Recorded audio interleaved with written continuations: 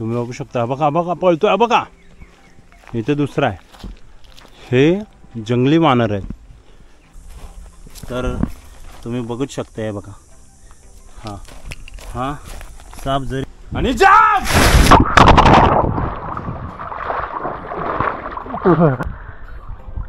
Jump करण्याचा काय फायदा नाही झाला. खाली दगड लागले मजबूत. Hello friends, welcome back to new vlog. मी तुमचा होस्ट कपिल मांढरे आणि पुन्हा एकदा नवीन व्लॉगमध्ये तुमचं सहर्ष स्वागत आहे. तर मित्रांनो, आजचा आपला ट्रेकिंगचा टप्पा आहे. बहुतेक लोकांना हा जो एरिया आहे तो माहीत नाही आहे.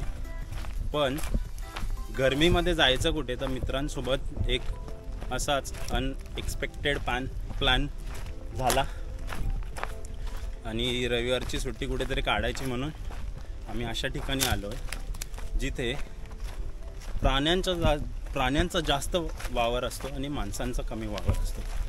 तर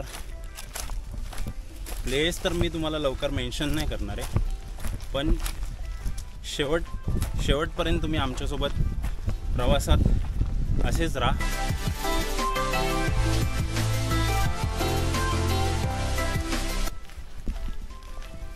आता खाली जाऊन आम्ही दुसऱ्या मार्गाला लागलो, कारण या रस्त्याने येताना इथेच थोड्या अंतरावर एक फॉरेस्टची चौकी आहे आणि आम्हाला त्यांच्या नजरेत न येता इथून आतमध्ये जंगलात जायचं होतं. तर आम्ही जंगलातले बऱ्याच अशा पाऊल वाट आहेत ज्या थोड्या लांबून येतात. या अशा घनदाट जंगलातून लांबून येतात. तर आम्ही त्याच लांबच्या पायवाटांचा वापर करून आत्ता जंगलाच्या दुसऱ्या टप्प्यात आलो. आता इथून जवळजवळ आम्हाला 20 मिनटं अजून आतमध्ये चालत जायचे, तेव्हा कुठे आम्हाला थोडाफार पाण्याचा सोर्स मिळणार.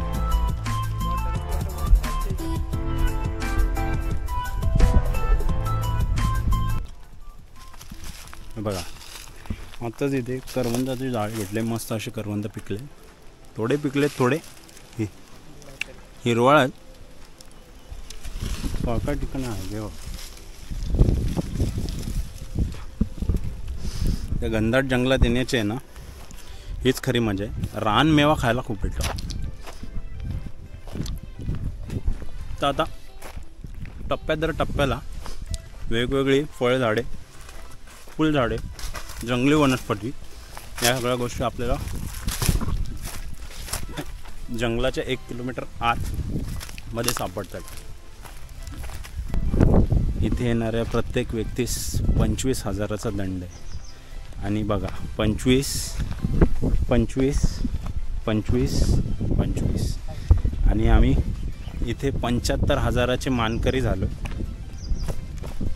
या जंगलातील असे हिडन प्लेसेस दाखवणारे, जिथे खूप काही बघायला भेटेल. जिथे पाणी नसतं असतं, हे दोन्ही प्रकार होऊ शकतात. आता हा जो माझ्या मागे ओढा आहे, या ओढ्यातच बऱ्यापैकी पाणी असायचं, पण आता गरमी तुम्हाला माहितीच, 40-45 अंश सेल्सिअसवर तापमान गेलं आहे. त्याच्यामुळे इथलं देखील पाणी पूर्ण आटलेलं आहे. आता पाण्यासाठी स्पेशली खूप आत जावं लागणार आहे. तर चला बघूयात. जंगलाच्या आतमध्ये पण एवढं गरम होतं आहे चालताना. विचार करा कितकी भयानक परिस्थिती आहे. उन्हाळ्यात या जंगलात असून देखील एवढ्या गरमीला सामोरं जावं लागतं आहे.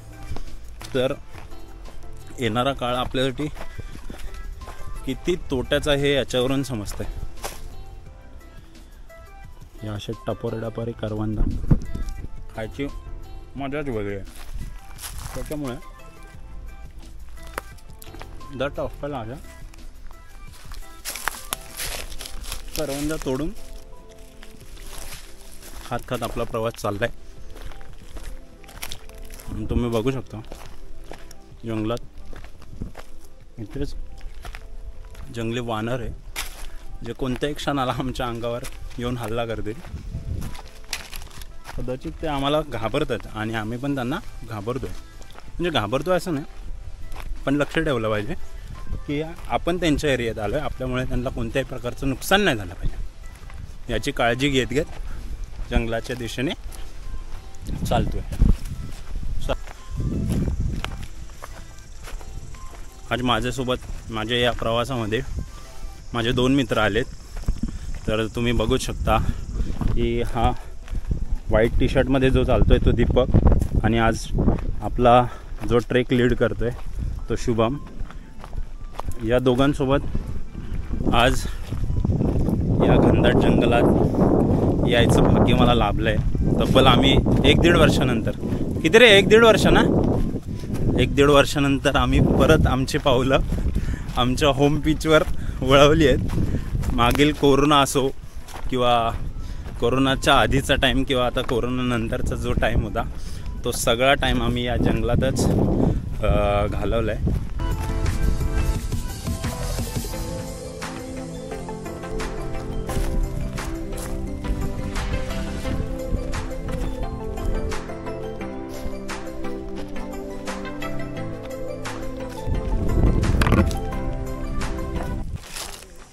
आता जंगलातल्या दुसरा टप्पा संपला जंगलातला, आता तिसऱ्या टप्प्यात आम्ही चालतोय। आम्ही ज्या आता पात्रातून चालतोय ते पात्र हे जंगलातली मेन नदी आहे, नदीचं पात्र आहे। तुम्ही बघू शकता किती मोठं पात्र आहे। इथे मोठमोठी दगडी आहेत, दगडांमधून सांभाळून चालत जात जात आता आम्हाला पाणी शोधायचं आहे। पाणी शोधून तिथे थोडं स्विमिंग केल्यानंतर आजूबाजूचा परिसर थोडाफार स्वच्छ करून मग संध्याकाळी इथून आम्ही निघणार आहोत। तर ह्या घनदाट जंगलात आता पाणी मिळणे तर खूप मुश्किल आहे, तरी पण आमचा हाच प्रयत्न असेल की लवकरात लवकर जर पाणी मिळालं तर तेच पाणी थोडं पिऊन मग तिथेच थोडं जे काय खायला आणले डबा वगैरे ते खाऊन पुन्हा आम्ही परतीच्या मार्गाला लागणार आहोत। आता तुम्ही बघू शकता, कोणता नाही पुढे इथे तुम्ही बघू शकता, हे बघा प्लास्टिक किती मोठ्या प्रमाणात आहे। आता हे मेन नदीचं पात्र आहे एवढं मोठं। या पात्रात जवळजवळ 25 ते 30% प्लास्टिकच सापडते। म्हणजे जंगलाच्या 4 ते 5 किलोमीटर अंतराच्या आतमध्ये देखील आपल्याला मोठ्या प्रमाणात प्लास्टिक आढळते। जिथे की प्लास्टिक 1% दिसायला नको तिथे आपल्याला मोठ्या प्रमाणात प्लास्टिक दिसते। म्हणजे विकृतीच्या दिशेने आपण किती जलद चाललो आहे हे याचं उत्तम उदाहरण आहे। मी आत्ताच बोललो विकृतीच्या दिशेने आपण किती फास्ट चाललो आहे बघा।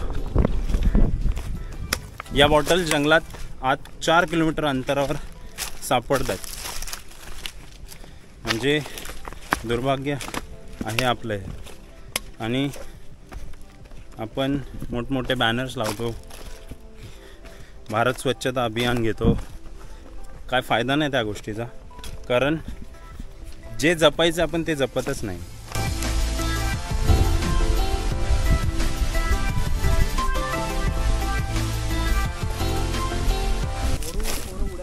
फायनली एक पाण्याचं स्पॉट भेटलं, पण हे पाणी अत्यंत खराब दिसतंय, त्याच्यामुळे हे पिण्यालायक किंवा ह्याच्यात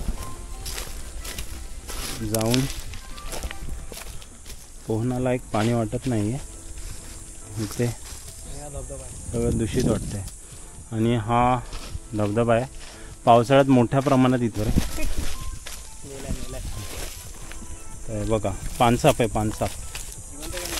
थांब नीट बघा, मेला बघा, हे बघा काय सापडलं आम्हाला।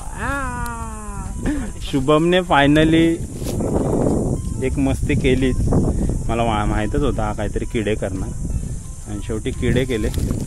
आणि हे बघा याच्यामध्ये ना एक बेडूक आहे, याच्यामध्ये आत्ताच मी बोललो की आपण किती निष्काळजीपणा करतो।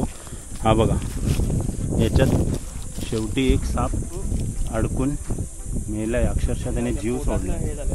हे बघ ना, हे बघा मी आत्ताच सगळं हे सांगत होतो की, आणि आत्ताच दीपकला देखील मी बोललो होतो की तुला एकतरी साप बघायला भेटेल, फक्त एवढंच की मेलेला साप आहे. पाणी फिल्टर करतात. किती खराब गोष्ट आहे. माशाचं जाळं पसरवलेलं होतं. आता साहजिक आहे, ज्यांनी पसरवलं त्यांनी काढून न्यायला हवं होतं, पण तसं न करता त्यांनी ते तसंच पाण्यात सोडलं. आणि या बारक्या पाण्यांमधून सरपटणारे प्राणी असतात किंवा अन्य वन्यजीव प्राणी आहेत, ते देखील ये जा करत असतात. आता याच्यात साप अडकून त्याचा मृत्यू झाला आहे.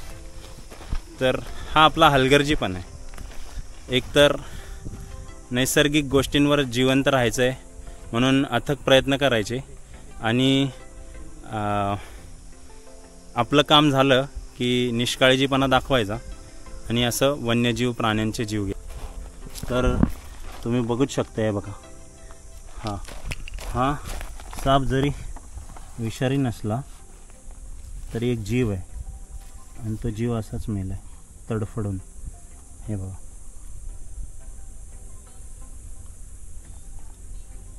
हा पाण्यातला साप आहे. चला निघूया पुढच्या प्रवासाला. हे पाणी तर दूषित निघालं, तर इथून पुढच्या प्रवासात बघू मोठं चांगलं पाणी मिळतंय का. शुभमला असे मध्ये मध्ये किडे येतात, तर शुभम आधी बघायचं असा मनापासून बघत असतो. कशात? त्याच्यात दगडात खाली आहे काय मांजर? अरे हा ते बघा तिथं काहीतरी वाटतंय आहे म्हणून. थांब जरा आपण बघू. आपण पाय व्यवस्थित ठेवून स्टेप बाय स्टेप पुढे जाऊया. तर मला वाटतं हा खडकाळ भाग असल्यामुळे स्टोरेज वॉटर असण्याची शक्यता आहे. आता जर स्टोरेज वॉटर असेल तर सगळ्यात चांगली गोष्ट आहे, पण ते व्यवस्थित असणं देखील खूप महत्त्वाचं आहे. आणि फायनली आम्हाला एक खोल पाण्याचा स्पॉट मिळाला आहे जंगलामध्ये. तर तुम्ही माझ्या मागे बघू शकता, इथे बघा एवढ्या या घळईमध्ये हा स्पॉट आहे खोल पाण्याचा. आता हळूहळू आम्हाला इथे सगळं सेटअप करून मग या पाण्यात उतरावं लागणार आहे. तर माझ्या मागे बघाच एवढं छान डीप वॉटर मिळालं आम्हाला. तर बघू आता हळूहळू स्टेप बाय स्टेप सगळा सेटअप झाल्यानंतर आम्ही इथे या पाण्यात उड्या मारायला चालू करू. तर जस्ट आमचं चेंज वगैरे करून झालं आहे आणि शुभम रेकीसाठी गेला आहे तिथे. शुभम आता पूर्ण जागा बघेल. जागा बघितल्यानंतर हळू 1 बाय 1 दीपक आणि मी त्या जो आमचा पॅच आहे त्या पॅचमध्ये उतरण्यासाठी तयार होतो आहे. तर शुभम आधी पहिले सगळं जे खराब झालेलं पाणी आहे, प्लास्टिक वगैरे, ते सगळं बाजूला करेल. आता सगळी तयारी झाली आहे. शुभमने पण रेकी केली आहे जागेची, दीपक पण रेडी होतो आहे. आणि आता इथून खाली उतरून जवळ पाण्यामध्ये जायला मी पण रेडी आहे ऑलमोस्ट. तर आता बघूयात. अरे बापरे, अडकलो.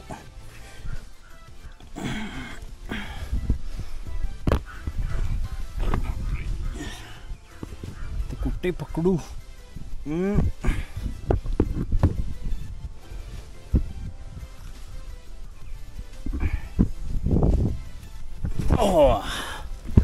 उडी मारली शेवटी. खूप खतरनाक असा स्पॉट आहे. तर खूप खतरनाक असा स्पॉट आहे. तर तुम्ही बघू शकता इकडे, तिथे कडेला शुभम बसला आहे. शुभम पूर्ण रेखी करत होता पाण्याची. शेवटी रेखी झालेली आहे आणि तुम्ही बघू शकता पात्र किती मोठं आहे. आता पहिल्यापेक्षा पाणी कमी झालं आहे उन्हाळ्यामुळे. तर हळूहळू मी त्या पॅचला जाणार आहे. तर मला बहुतेक सगळ्यात पहिली उडी मलाच मारायची. तर आता आपण हळूहळू पाण्यात उतरूया.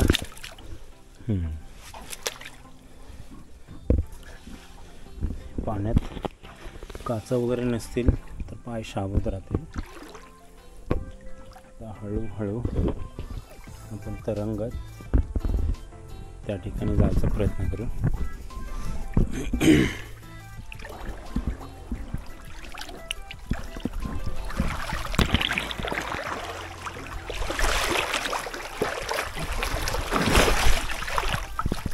खोल आहे इकडे, खूप पाणी खोल असल्यामुळे गारवा जाणवतो पाण्याचा विशिष्ट प्रकारचा. ऐका, काय रिस्की पॅच असल्यामुळे पकडणं अवघड होऊन जातं. हा खोल आहे. ऐका, तर आता इथून वर चढणं हा मेन टास्क आहे.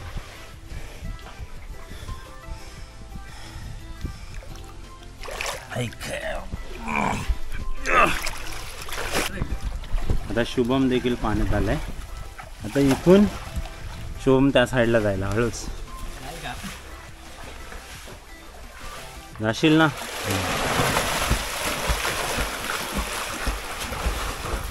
शुभम त्या साईडला गेला. दीपकला पोहता येत नाही म्हणून तो कमी पाण्याच्या ठिकाणी उभा राहिलाय. नॉर्मल डबका. कमी पाण्यात दीपक आपली सोय करून थांबलाय बघा. आता शुभम तिकडे. आता माझ्या उडीचा टाइम आहे. तर मी पहिली जम्प करतो. कॅमेरा पहिला नीट पकडायला लागेल जम्प करताना. आणि जम्प.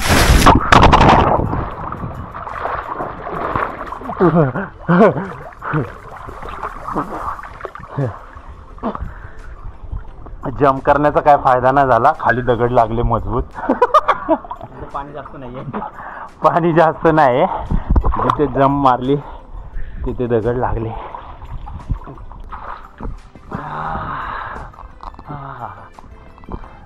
अशी मजा कुठेच अनुभवायला मिळणार नाही. 5 स्टार हॉटेलमध्ये तरी येईल काशीमध्ये नाही. त्याच्यापेक्षा कित्येक जास्त पटीने आज आम्ही मजा करतो. ते पण फ्रीमध्ये. 4 किलोमीटर जंगलात 45°C मध्ये. हा एवढा पॅच मिळाला आमच्यासाठी सोन्याहून पिवळी गोष्ट आहे. आणि आम्ही एन्जॉय करतोय. आता जिथे बिबट्याचा आणि बाकी अन्य प्राण्यांचा सहवास आहे अशा ठिकाणी 4 किलोमीटर आत जंगलात येऊन अशी मजा घेणं म्हणजे एक वेगळंच सुख आहे. या पूर्ण परिसरात बिबट्याचा वावर आहे. तुम्ही बघूच शकता. हे घनदाट जंगल आणि या पूर्ण परिसरात बिबट्या हा नेहमी येत असतो. नेहमी म्हणजे आता पानवाट्यालासाठी इथे बऱ्याचदा मी गावकऱ्यांकडून ऐकले की ह्या ठिकाणी बिबट्याचा वावर आहे. तर अशा ठिकाणी येऊन त्याच्या घरात येऊन अशी मजा करणं म्हणजे एक सुख आहे.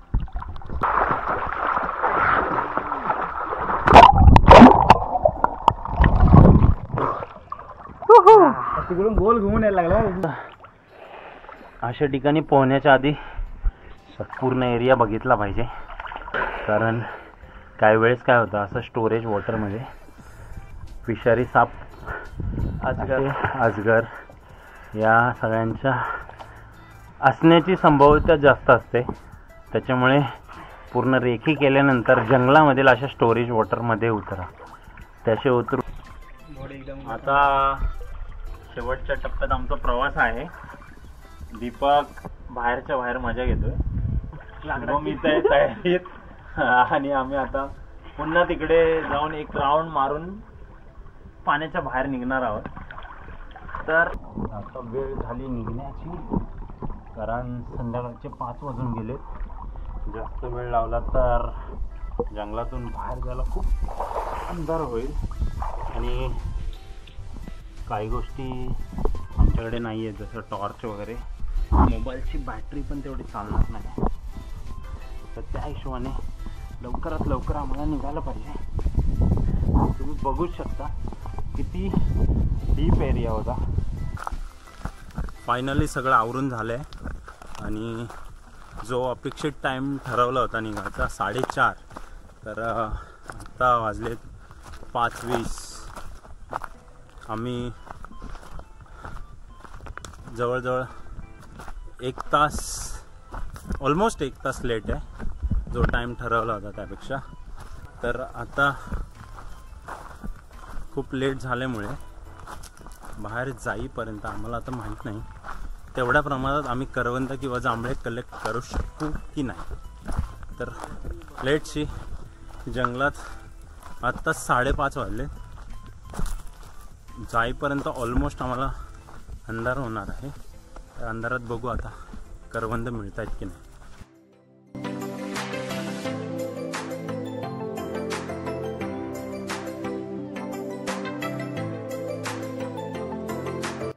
तुम्ही बघू शकता. बघा बघा पळतोय बघा.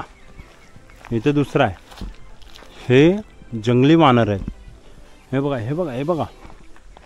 बाप रे, यांचा तर पूर्ण ग्रुप आहे. पूर्ण या परिसरात पसरले ते. प्रत्येक झाडावर तुम्हाला 1-1, 2-2 दिसतील. कोणत्याही क्षणाला आमच्यावर अटॅक करू शकतात, कारण आम्ही त्यांच्या जागेत आलो आहे. त्यामुळे जेवढे लवकर होईल तेवढं शांततेत इथून बाहेर निघलं पाहिजे.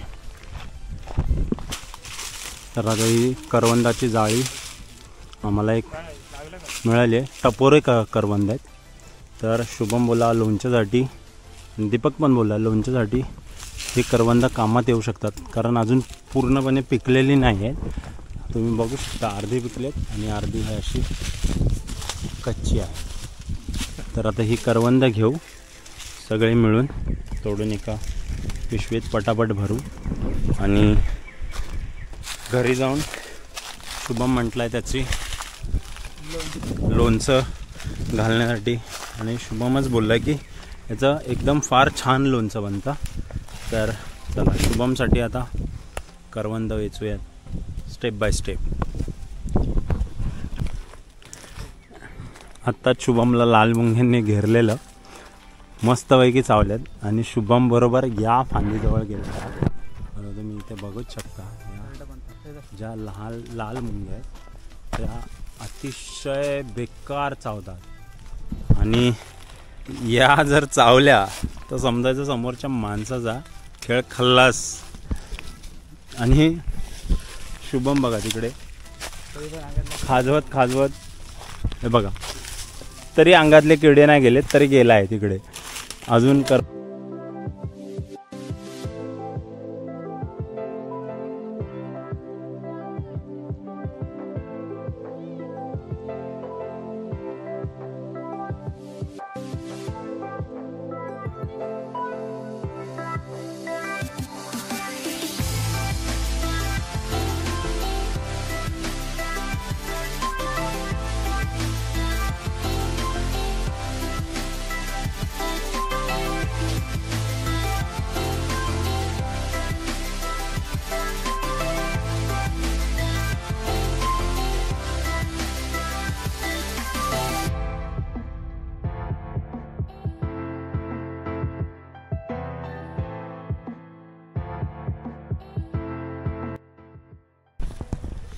रानमेवा गोळा करायला एवढी मेहनत आहे, हाताच्या अक्षरशः उरबाडे निघत आहेत. काटे एवढे लागतात हे सांगता येत नाही. हे बघा सध्या एवढेच गोळा झाले, अजून काम बाकी आहे. हे सगळं आता खाली करायचं आहे कमी वेळेत. तर पटापट उतरवून घेऊया.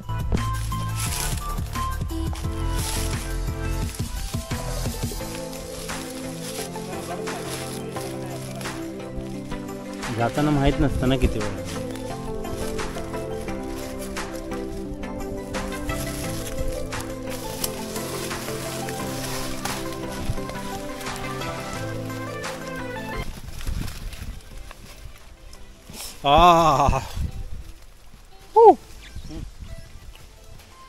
काटे मजबूत टोचले तरी थांब थांब थांब. आता जवळजवळ 2 वाटे होतील एवढा करवंद गोळा झालेत, पण कोणाच्या वाटेला येतील ते माहीत नाही.